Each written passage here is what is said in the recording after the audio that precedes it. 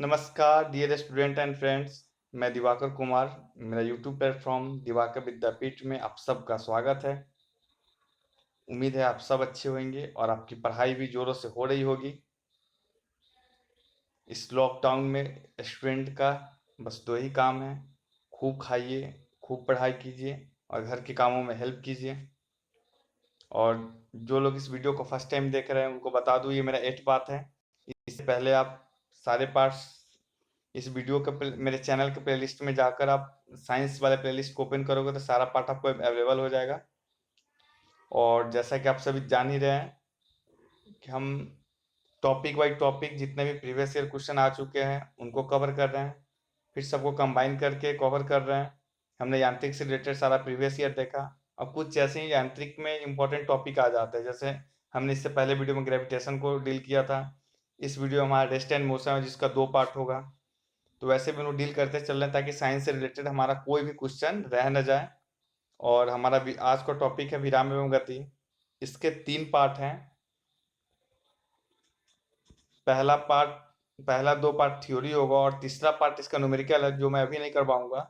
जब साइंस खत्म हो जाता है फिर हम लोग न्यूमेरिकल केवल सॉल्व करेंगे, वर्क एंड एनर्जी से रिलेटेड, रेस्ट एंड मोशन से रिलेटेड। फिलहाल अभी हमारा थ्योरी पोर्शन चलेगा 2 पार्टों में। और जो लोग इस वीडियो को फर्स्ट टाइम देख रहे हैं उनको बता दूं, मेरे क्लास के हर एक वीडियो का पीडीएफ फाइल मेरे दोनों ग्रुप में अवेलेबल हो जाता है, व्हाट्सएप ग्रुप और टेलीग्राम ग्रुप, जिसका लिंक इस वीडियो के नीचे होता है। तो आप ज्वाइन कर लो दोनों ग्रुप ताकि आपको रोज पीडीएफ मिल सके। ठीक है फ्रेंड्स, चलते हैं हम लोग आज के टॉपिक की तरफ।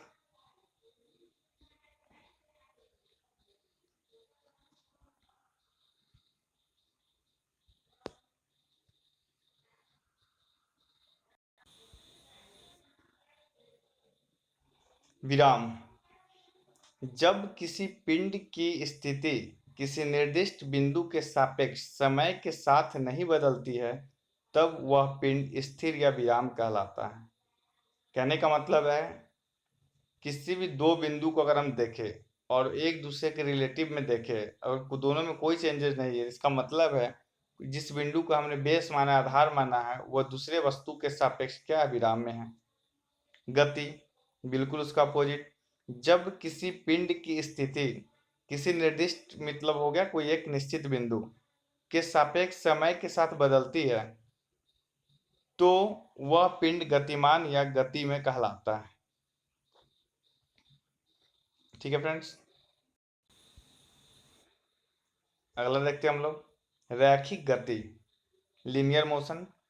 जब कोई वस्तु किसी सरल रेखा में गमन करती है तो उसकी गति को रैखिक गति कहते हैं। जैसे कि रोड की बात कर ले हम लोग, रेलवे की बात कर ले, ये सब क्या है, एक सरल रेखा में गति करती है, सीधी रेखा में गति करती है, इसको हम लोग रैखिक गति कहते हैं। फिर आता है मेरा यादृच्छिक या रैंडम मोशन। जब कोई वस्तु किसी टेढ़े मेढ़े पथ से गमन करती है तो वैसी गति को यादृच्छिक गति कहते हैं। जैसे मक्खी की गति, फुटबॉल के मैदान में फुटबॉल के खिलाड़ियों की गति। उम्मीद है समझ में आ गया होगा। वृत्तीय गति, सर्कुलर मोशन। जब कोई वस्तु वृत्ताकार पथ में गमन करती है तो इसकी गति को वृत्तीय गति कहते हैं। जैसे पृथ्वी की गति, नाभिक के चारों ओर इलेक्ट्रॉन की गति इत्यादि। कॉमन सेंस वाली बात है फ्रेंड्स। कोई भी वस्तु जब वो एक वृत्ताकार मार्ग के सापेक्ष चलेगी तो उसे हम लोग वृत्ताकार गति कहेंगे, सर्कुलर मोशन कहेंगे। जैसा कि आपको पता ही है कि सूर्य जो है, पृथ्वी जो है हमारा, सूर्य का चक्कर करता है तो इसको पृथ्वी वृत्ताकार गति में करता है। पृथ्वी का चक्कर इसका मून करता है तो इसकी भी गति वृत्ताकार हो गई। आपको पता है कि नाभिक में क्या होते हैं, प्रोटॉन और न्यूट्रॉन होते हैं, इलेक्ट्रॉन उसके चारों कक्ष में चक्कर काटता है, यहाँ वृत्ताकार गति हो गया। ठीक है फ्रेंड्स, चलिए। दोलनी गति,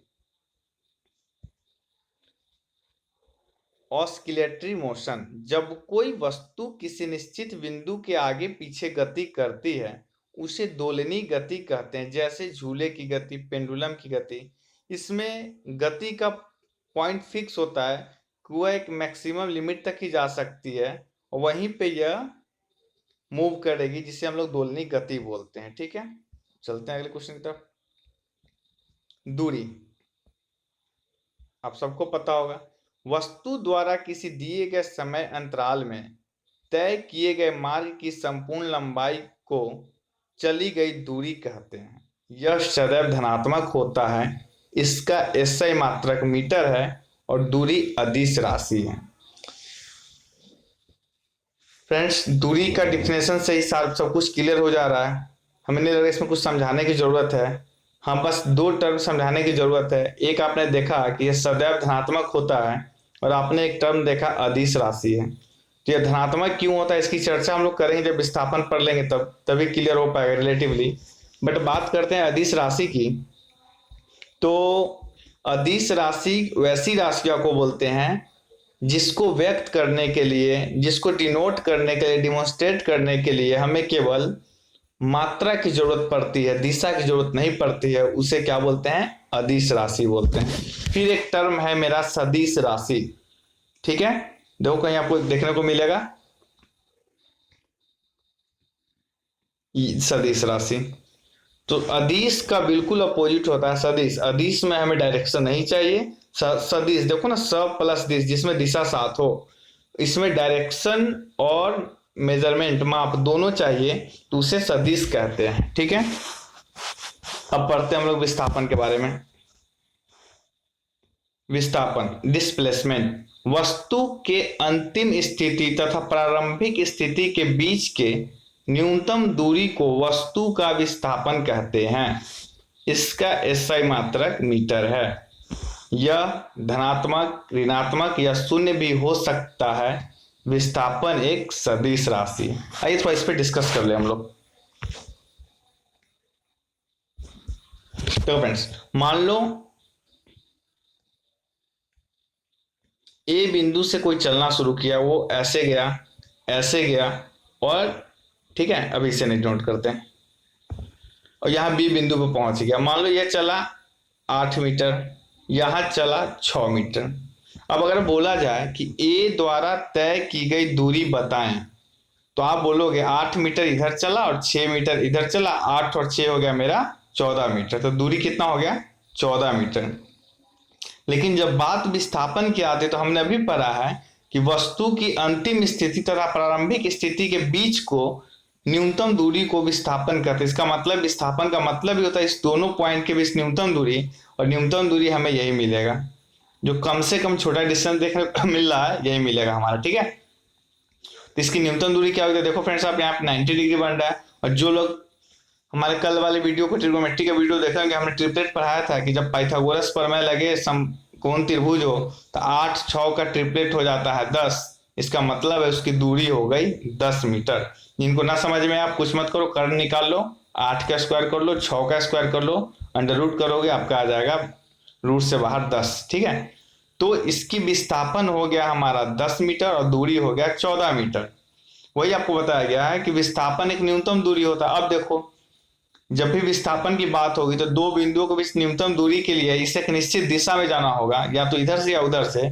यह मेरा हो गया सदिश राशि, क्योंकि इसमें दिशा है। बट दूरी की तो कोई ऐसे चर्चा नहीं, वो कहीं किसी भी दिशा में जा सकता है, कैसे भी जा सकता है। ठीक है, तो दूरी एक अदिश राशि है, विस्थापन एक सदिश राशि है। फिर एक चर्चा हुआ कि यह जो है ऋणात्मक या शून्य भी हो सकता है। अब देखो, कोई व्यक्ति 8 चला, फिर 6 चला, और वो तिरछा आके 10 चला। ठीक है, तो एक बात बताओ, वह ए से चला और फिर घूमकर ए पे ही आ गया, तो दूरी कितना चला? तो 8 6 14 और 10 24 मीटर चला वो, है ना। लेकिन बात की जाएगी विस्थापन की, तो देखो ना, विस्थापन हमने क्या पढ़ा था कि दो बिंदुओं के बीच न्यूनतम दूरी। यहां पे हमने देखा कि ए से गया और फिर ए पे ही वापस आया, मतलब इसके बीच का विस्थापन हो गया 0। तो यहाँ पे विस्थापन क्या हो गया मेरा? 0। लेकिन दूरी मेरा कितना हो गया? 24 मीटर। तो एग्जाम में आया वो क्वेश्चन है कि क्या विस्थापन और दूरी दोनों 0 हो सकते हैं? तो आप जवाब देना नहीं, केवल विस्थापन 0 हो सकता है, जबकि दूरी कभी 0 या ऋणात्मक नहीं हो सकता। ठीक है फ्रेंड्स, उम्मीद है समझ में आया होगा।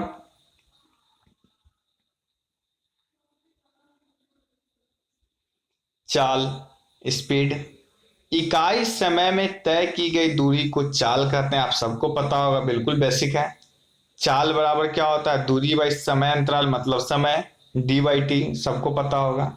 औसत चाल, जब भी औसत लग जाए आप सारे फार्मूला में कुल लगा दो। जब किसी वस्तु द्वारा यात्रा में चली गई कुल दूरी तथा यात्रा में लिए गए कुल समय के अनुपात को उस वस्तु का औसत चाल कहते हैं। सेम चीज है, बस इसमें कुल लग गया है। देखो चाल हो गया दूरी बटे समय, तो बट औसत चाल की जब भी बात करेंगे तो उसके द्वारा तय की गई कुल दूरी की बात करेंगे और उसकी यात्रा में लगा कुल समय की बात करेंगे। ठीक है, चलिए।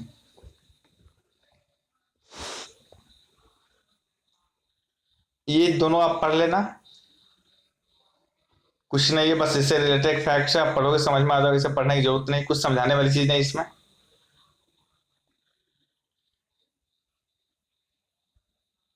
कोणीय वेग, एंगुलर वेलोसिटी, बहुत इंपॉर्टेंट। वृत्ताकार मार्ग पर गतिशील कण को वृत्त के केंद्र से, पहले एक बार मैं पढ़ दे रहा फिर अच्छे से मैं समझाता हूं आप सबको। वृत्ताकार मार्ग पर गतिशील कण को वृत्त केंद्र से मिलाने वाली रेखा एक सेकेंड में जितने कोण से घूम जाती है उसे उस कण का कोणीय वेग कहते हैं और इसे प्रायः ग्रीक वर्णमाला के अक्षर ओमेगा से सूचित किया जाता है। ओमेगा आप ठीक से लिख लेना, ये ओमेगा का साइन हुआ मेरा, ठीक है। सूचित किया जाता है, जैसे 30 सेकेंड में थीटा रेडियंस घूम जाती है तो कोणीय वेग हो गया मेरा थीटा बट्टे टी। अब देखो मैं आपको समझाता हूं। मान लो ये आप पता है वृत्त है, इसमें त्रिज्या होती है, तो वही बोला कोई बिंदु है, ठीक है, और वो इसकी त्रिज्या भी यहाँ पे लोकेशन यहाँ पे है और वह कुछ समय में, अब मान लीजिए कुछ समय टी समय में अगर वह बिंदु यहाँ से चलकर यहाँ आ जाती है तो आपको पता है ना त्रिभुज का तीनों, सॉरी वृत्त में एक संपूर्ण कोण 360 डिग्री का होता है।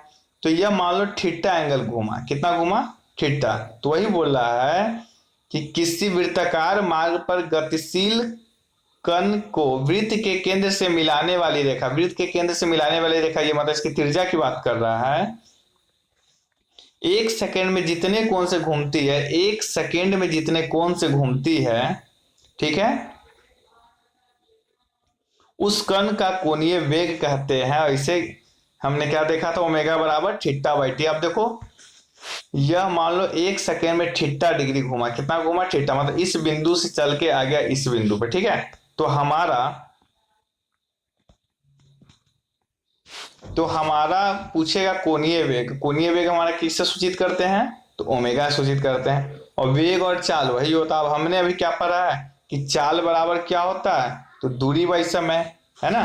तो दूरी हमारा वो कितना चला, तो थीटा से घुमा, कितने सेकंड में, तो टी सेकंड में, ठीक है। तो ये हमारा कोणीय वेग का हो गया फॉर्मूला। लेकिन आपको मैं एक बात बता दूं,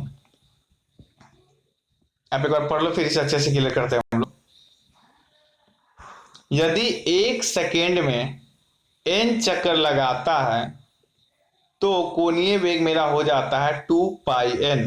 क्या हो जाता है, 2 पाई एन, क्योंकि एक चक्कर में रेखा 2 पाई रेडियन से घूम जाती है, ठीक है। चलिए, यदि वृत्ताकार मार्ग की त्रिज्या r है और कण एक सेकेंड में n चक्कर लगाता है तो उसके द्वारा एक सेकेंड में चली गई दूरी हो जाएगी वृत्त की परिधि गुने n। और वृत्त की परिधि क्या होता है, 2 पाई r, और n चक्कर लगाया तो n, तो रैखिक वेग क्या हो जाएगा, 2 पाई r n। और 2 पाई में आप n जैसे ही इसमें से r को अलग कर दोगे तो 2 पाई n मिल जाएगा, और 2 पाई n हमें क्या दे देता है, ओमेगा दे देता था। हम बोल सकते हैं रेखीय वेग बराबर कोणीय वेग गुने त्रिज्या। उम्मीद है आपको कुछ भी समझ में नहीं आया होगा, बस जैसे हम पढ़ रहे हैं आपने वैसे ही सुना होगा। आइए अब इस पे अच्छे से क्लियर करते हैं इस चीज को, तभी आपको समझ में आएगा, क्योंकि इससे रिलेटेड क्वेश्चन अक्सर पूछे जाते हैं।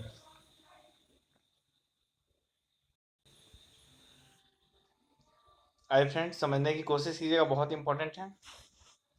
देखिए,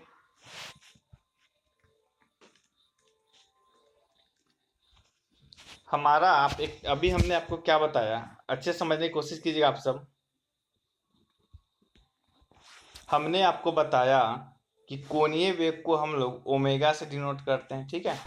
और आपने देखा कोणीय वेग में हमारा क्या होता है, तो अभी आपने देखा है कि जब कोई वस्तु जो वृत्ताकार मार्ग पे चल रही है 1 सेकेंड में थीटा डिग्री से घूमती है, तो उसका कोणीय वेग हो जाता है थीटा बाई टी होता है, और टी हमारा 1 सेकेंड होता है, तो हम बोल सकते हैं theta by T, T second, है ना। लेकिन बात यहाँ हमेशा 1 सेकेंड की होगी, ठीक है। तो आप एक बात बताओ, जरूरत तो नहीं है कि यह 1 सेकेंड में वृत्ताकार मार्ग पे घूमने वाली वस्तु थीटा इसी वृत्त के अंदर ही एक ही बार चक्कर काटेगी। ये भी तो हो सकता है, हमारा ये भी तो हो सकता है कि 1 सेकेंड में, डिनोट कर दूं मैं दूसरे कलर से आपको, 1 सेकेंड में यह जो बिंदु है इसको 5 बार, 4 बार, 6 बार, 10 बार, 1000 बार, 100 बार चक्कर लगा ले, क्योंकि हमें पता है जब हम इलेक्ट्रॉन की बात करते हैं तो बहुत उसकी फास्ट स्पीड होती है। तो आप एक बोलचाल की भाषा में देखो कि यह बिंदु हो सकता है कि यह 1 सेकेंड में इस वृत्त को 4 बार चक्कर लगा दे, 5 बार लगा दे, मतलब कि मान लेते हैं वो n बार चक्कर लगा दे, ठीक है। तो उसके द्वारा बना गया फिर थीटा क्या होगा, बात ये आती है, क्योंकि हमने अभी पढ़ा है कि भाई अगर यहाँ से यहाँ गया तो थीटा हो सकता है वह यहाँ से चल के यहाँ जाता तो और बड़ा थीटा बनता। लेकिन बात आती है जब इसी को वह 4 बार चक्कर लगा दे रहा, तब थीटा कितना हम लोग रखेंगे। तो आइए मैं आपको थोड़ा सा बता दूं। देखो फ्रेंड्स, अगर आपको पता है कि कोई बिंदु अगर एक बिंदु से चलती है पुनः उसी बिंदु पर पहुंचती है, तो वह टोटल 360 डिग्री का कोण बनाती है, ठीक है। और आपको पता है कि जब हम कोणीय वेग की बात करते हैं तो वहां कोण को डिग्री में ना करके हम लोग रेडियन से डिनोट करते हैं। किसे डिनोट करते हैं? रेडियन से डिनोट करते हैं। जहां हमें पता है कि पाई रेडियन बराबर होता है 180 डिग्री। अच्छे से समझने की कोशिश कीजिएगा आप लोग, 2-3 बार वीडियो को देखोगे, एक बार लिखोगे, समझ में आ जाएगा, बहुत इंपॉर्टेंट चीज है, ठीक है फ्रेंड्स। हमने क्या देखा, सॉरी फिर से गायब हो गया, देखते हैं हमने क्या देखा। तो 180 डिग्री, वो सॉरी वो 360 डिग्री घूमती है कोई वस्तु, एक बार में 360 डिग्री घूमती है, ठीक है। अब एक बात बताओ हमें, पाई रेडियन का मान हमने अभी लिखा था 180 डिग्री, ठीक है। लेकिन वह एक बार में 360 घूमती है, इसका मतलब इसका 2 गुना घूमेगी। तो हम बोल सकते हैं कि 2 पाई रेडियन मेरा हो गया 360 डिग्री। यहां तक समझ में आया आपको? तो आपने क्या देखा कि कोई वस्तु वृत्ताकार मार्ग पे अगर एक राउंड मारती है पूरा, अगर वह एक राउंड चलती है पूरा उसी बिंदु पे आ जाती है घूमते हुए, तो वह कितने रेडियन से घूमेगी? तो 2 पाई रेडियन से घूमेगी, ठीक है। आपको जो मैंने बताया था वहां बताना भूल गया था, वो जो थीटा कोण बताया था हमने, वो एक्चुअली में थीटा कोण हमारा रेडियन में होता है, ठीक है। रेडियन को हम लोग पावर सी से डिनोट करते हैं, ठीक है। तो अब एक राउंड मारा वो तो कितने डिग्री से घुमा था? 360 डिग्री से। इसको हमने रेडियन में बदला तो 2 पाई रेडियन। अब एक बात बताओ, अगर वो उस वृत्त को अगर वह हमें पता नहीं कितनी राउंड मारेगा, तो हमने मान लिया वो n राउंड मारेगा। कितना राउंड मारेगा? n बार घूमेगा वो। एक बात बताओ, एक बार में वह घूमा 2 पाई, ठीक है। अगर n बार घूमेगा तो कितना घूमेगा? n इंटू 2 पाई, इतने एंगल से घूमेगा। अब बाई 1, क्योंकि हमेशा बात होती है कोणीय वेग की 1 सेकेंड में, ठीक है। तो हम बोल सकते हैं ओमेगा बराबर मेरा हो जाएगा 1 सेकेंड में अगर वह n बार घूमता है तो 2 पाई n। क्या हो जाएगा हमारा? 2 पाई n, जहां पाई मेरा क्या है? रेडियन में एंगल का मान है, n क्या है? तो n बार घूमती है। ये मैं आपको क्यों बता रहा हूं, ये याद कर लो, ठीक है। अब आप देखो, अब डायरेक्ट यहां फोकस करो। तो रैखिक वेग का एक अलग से चर्चा, वहां आपने कोणीय वेग देखा, कोणीय वेग आपने क्या देखा? तो 2 पाई n देखा। अब आप यहां देख रहे हो रैखिक वेग का फॉर्मूला प्रूव किया गया, कोणीय वेग गुणे त्रिज्या। तो सिंपल है, आपको पता है, अगर रैखिक वेग की बात की जाए, नॉर्मल चाल की बात की जाए, तो नॉर्मल चाल होता है दूरी बटे समय, ठीक है।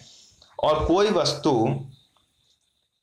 अगर इसी बिंदु पर फिर से चल के आती है तो उसके द्वारा तय की गई दूरी जो होती है उसकी परिधि के बराबर होती है। अब वृत्त की परिधि क्या होती है, 2 पाई आर। अब कोई व्यक्ति अगर n बार चक्कर लगा रहा है, इसका मतलब है वह एक बार घूमेगा 2 पाई आर, n बार घूमेगा तो n गुना 2 पाई आर, ठीक है। हमने वही किया यहाँ पे। हम क्या करते हैं, अब n को इसके साथ ले लेते हैं तो 2 पाई n अभी हमारे मिला था ओमेगा, और हमने त्रिज्या को बाहर कर दिया। हमारा एक फॉर्मूला निकल के आ जाता है कि रैखिक वेग जो होता है कोणीय वेग गुने त्रिज्या के बराबर होता है, ओमेगा इंटू आर। उम्मीद है आपको केवल 50% ही समझ में आया होगा। थोड़ा सा समझने वाला चीज है, आप वीडियो को बार बार रिवाइज करके देखो, जरूर समझ में आएगा। जब समझ में आ जाए तो खुद से एक बार कॉपी पे करने की कोशिश करो, ये आपका अपना हो जाएगा। चलते हैं अगले क्वेश्चन की तरफ।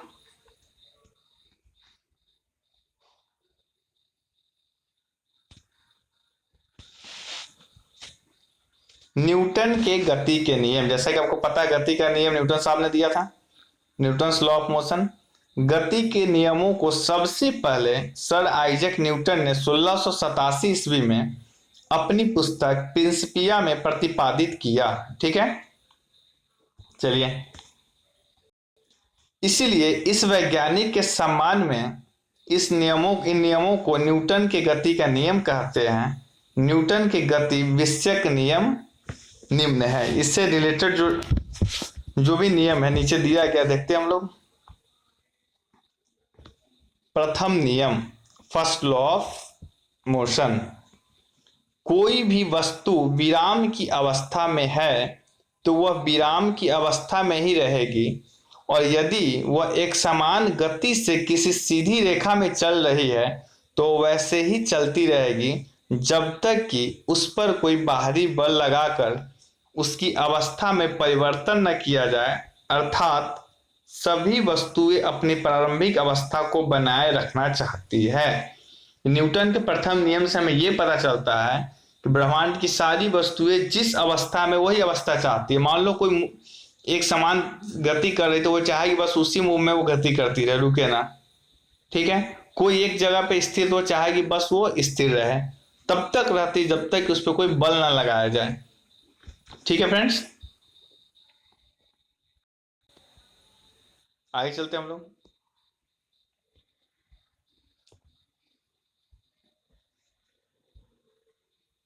वस्तुओं की प्रारंभिक अवस्था, ठीक है, क्या है, वस्तुओं की प्रारंभिक अवस्था विराम या गति की अवस्था जिसमें रहता है, वो जिस कंडीशन में स्वतः परिवर्तन न होने की प्रवृत्ति को जड़त्व कहते हैं।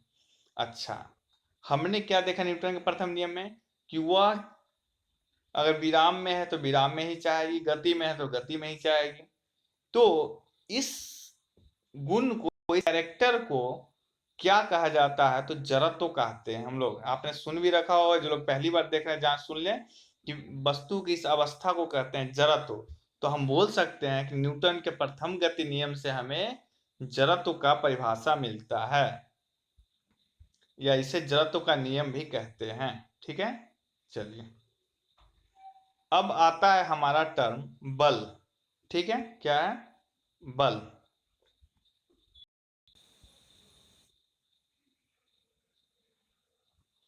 अब हम न्यूटन के सेकेंड लॉ के बारे में पढ़ते हैं, द्वितीय नियम के बारे में। वस्तु के संवेग में परिवर्तन की दर, थोड़ा बड़ा कर दूं, वस्तु के संवेग में परिवर्तन की दर उस पर आरोपित बल के अनुक्रमानुपाती होती है, तथा संवेग परिवर्तन आरोपित बल की दिशा में ही होता है।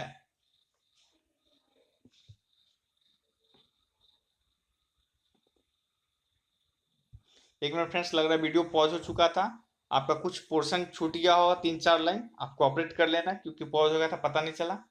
अभी हम सेकेंड लॉ से फिर कंटिन्यू कर रहे हैं, थोड़ा सा आप कोऑपरेट कर लेना।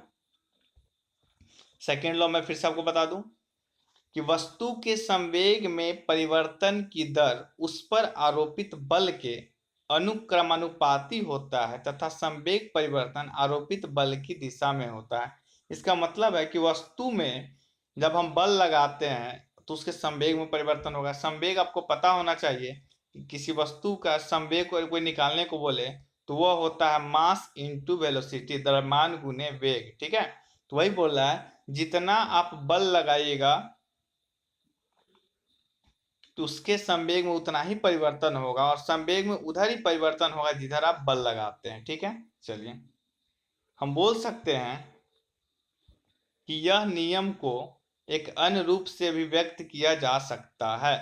किसी वस्तु पर आरोपित बल उस वस्तु के द्रव्यमान तथा बल की दिशा में उत्पन्न त्वरण के गुणनफल के बराबर होता है। तो द्वितीय नियम के अनुसार हमें मिलता है F बराबर ma। आपने बचपन में या जब भी कंपटीशन की तैयारी किया होगा एक लाइन जरूर पढ़ा होगा कि न्यूटन के प्रथम नियम से हमें बल का परिभाषा मिलता है और द्वितीय नियम से हमें बल का व्यंजक मिलता है।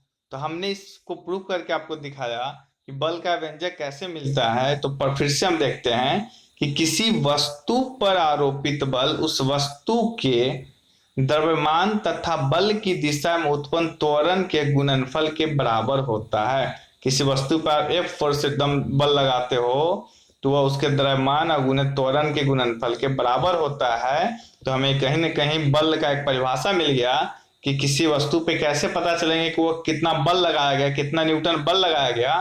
तो हम उस वस्तु का द्रव्यमान ले लेंगे और देखेंगे उस बल के कारण कितना त्वरण उत्पन्न हुआ। त्वरण समझते हैं ना, वेग में परिवर्तन की दर। ठीक है, जैसे मान लो 10 kg का एक वस्तु है ना, 5 मीटर प्रति सेकंड से चल रहा, बल लगाने के कारण हो गया वो 10 मीटर प्रति सेकंड। तो इसमें रेट ऑफ चेंज कितना हुआ 5 मीटर पर सेकंड। बल मास कितना था 10, तो हम बोल सकते हैं 50 न्यूटन का बल उस पर लगाया गया। ठीक है, चलिए गति के द्वितीय नियम को बल का व्यंजक प्राप्त होता है। सेम चीज आगे रिपीट हो गया, ये अक्सर आप पढ़ते होंगे, हमने इसको प्रूव करके दिखा दिया आपको कि कैसे होता है। उम्मीद है आपको अच्छा लगा होगा। इसका अगला पार्ट फिर अगले दिन आपको मिलेगा। आप इसे बार बार प्रैक्टिस करना, बस जैसे हम कहते जा रहे हैं आप करते चलो। साइंस और मैथ में आपका एक भी क्वेश्चन नहीं छूटेगा, क्योंकि अभी आप जहां भी कोचिंग कर रहे होगे वो कोचिंग बंद ही रहेगी। अभी जैसा हालत है कोविड-19 की वजह से लॉकडाउन खुलते भी है, तो हमें नहीं लगता कोचिंग संस्थानों को अगस्त तक परमिशन दिया जाएगा क्लास शुरू करने के लिए। कहीं उससे पहले दिया भी जाता है तो सेफ नहीं होगा आपके लिए, क्योंकि अभी जितना आप भीड़ भाड़ जगह से बचो आपके लिए ज़्यादा बेनिफिटेड है। तो इसी वजह से हम भी ऑनलाइन आपको पढ़ा रहे हैं ताकि आपका कोई रह न जाए कुछ भी। उम्मीद है आपको समझ में आया होगा और वीडियो अच्छे लग रहे होंगे। जैसा कि आपको पता है हर शाम को हमारा साइंस का और सुबह में मैथ का वीडियो मिलता है। किसी दिन गैप हो जाता है कुछ और वजह से, बस आप जुड़े रहो। जैसे जैसे आपको मिल रहा है इसे डोज की तरह लेते चलो, रिवीजन करते रहो। आप लोग मैक्सिमम रिवीजन करो और 3 चीज करना ना भूले आप लोग, like share and subscribe. Subscribe क्या करना है तो दिवाकर विद्यापीठ यूट्यूब चैनल है अपना। जैसे ही वीडियो आपको पसंद आता है आप लाइक किया करो, मैं बार बार बोलता हूँ कमेंट किया करो, क्योंकि यही 2 चीज है जो हमें आपसे इंटरेक्ट करता है, हमारे आपके बीच के दूरियों को कम करता है। आप हम तक अपनी बात तो रख सकते हैं कमेंट के बजाय। ठीक है, चलिए फ्रेंड्स मिलते हैं नेक्स्ट वीडियो में। Thank you.